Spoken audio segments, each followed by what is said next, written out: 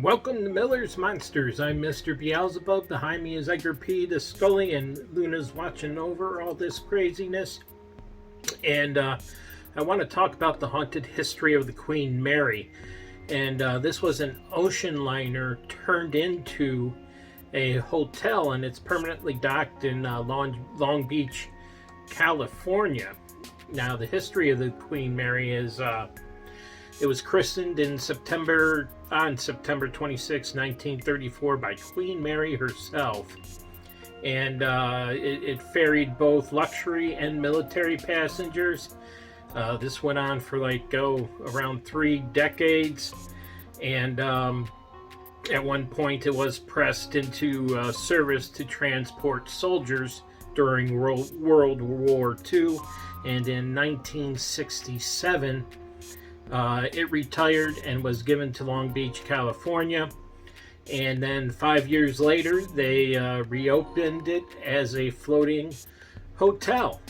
And I read it just went through a facelift, and it just completed in 2023. So they made it nice and spiffy and spick and span for you. I don't know if they watch the ghosts up for you too, but there are ghosts there.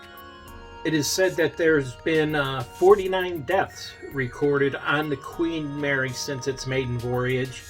And now, besides the facelift, it offers ghost tours during the day and at night. And also you can stay in one of their most haunted staterooms, B340. So there's a number to book if you're heading out there.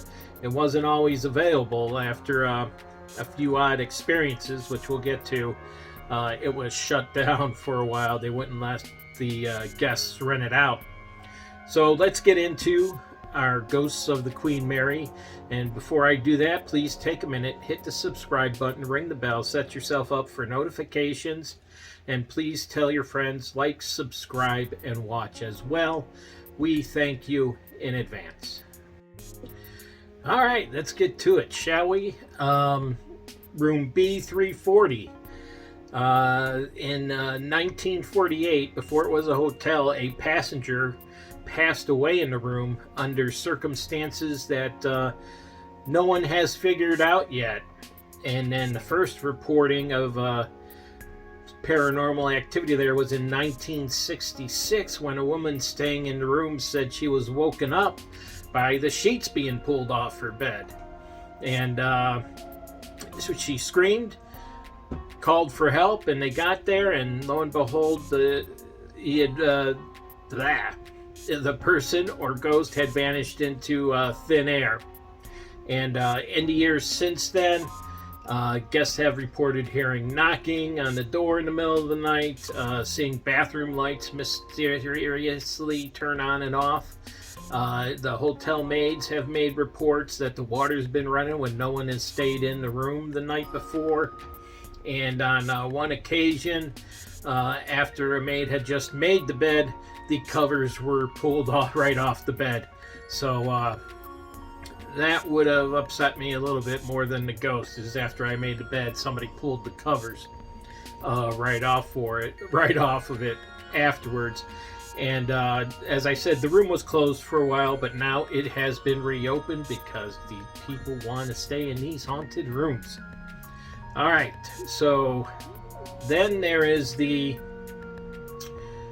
oh boy, I'm going to butcher this pronunciation, the Mauritania room. And in 1989, 2 women were sent in to clean the room to get ready for a VIP reception, and they saw a guest sitting there in a chair silently, but he just stared at them. And he was sitting in the middle of the dance floor. And a third woman came in to help with the cleaning, and she remarked that the guest was just staring, and she asked him to move. And of course he didn't move, and then they called security, and the guest faded away into right into thin air right in front of them. And the interesting thing here is all 3 saw the same thing at the same time. That brings us to the Mayfair Room, and this used to be a beauty salon on the cruise liner, but in 2001 it was office space, and an accountant came in about 5:30 to do her work, and she just felt something was off, and she sat down and at her desk, and things were feeling unusually cold, and a little bit after that she felt someone brush up against the back of her chair, and then minutes after that she saw a transparent figure floating across the room and through a door. Needless to say, that was the end of her day. She picked up her keys and left. And then there's apparitions in the swimming pool, and they've reported a number of apparitions there, including a young woman in a tennis skirt walking downstairs and disappearing behind a pillar, a woman in an old wedding gown next to the pool with a little boy in a suit, and a cloud of steam appearing out of nowhere, along with a little girl in a blue and white dress who disappears in an instant. And I should mention that if you go there now, this pool area is, or the pool is closed, but the area is still open. If that's not enough, I have a few more stories for you. And a little girl sucking her thumb or holding a doll is sighted in boiler room number 4 sometimes, and hatch door number 13. Okay, this is a pretty gruesome one, but in 1966 they're watertight doors, and the engine and boiler room doors were ordered to be closed, and then an 18-year-old crew member from Yorkshire was found crushed in the door of hatch number 3. So a terrible death, and it is said his ghost is regularly seen around the area. Makes the sound. They report hearing the sound of someone running behind them and whistling. Others have possibly made contact with this crewman, noticing spots of grease that look like fingerprints on their faces, and some have seen a bearded man in blue coveralls that looks just like the man who died out of the corner of their eye. And several others have said they saw an engineer wandering the hallways, asking guests if he had seen his wrench. Then when they go to look for him, he has simply disappeared. So there you go. That's the story of the Queen Mary. That used to be a cruise line, is now in a hotel. Now is a hotel.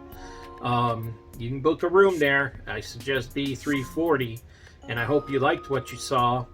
And hit the subscribe button, ring the bell, set yourself up for notifications so you don't miss another exciting episode. And please tell your friends to like and subscribe as well.